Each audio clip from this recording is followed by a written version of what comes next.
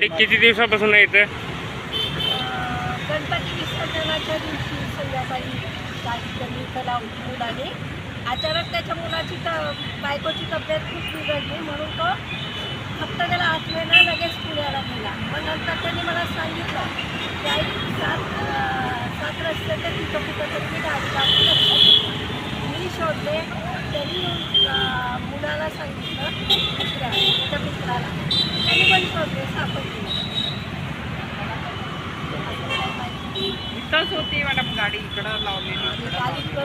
तिकडं बी नाही अजून बाजूला, इथंच आहे समोर. म्हणजे कोणतर वळकून गाडी तुमचीच आहे का नक्की मावशी? आरसी बुक वगैरे बघून त्यांना दिलेलं आहे. Okay sir.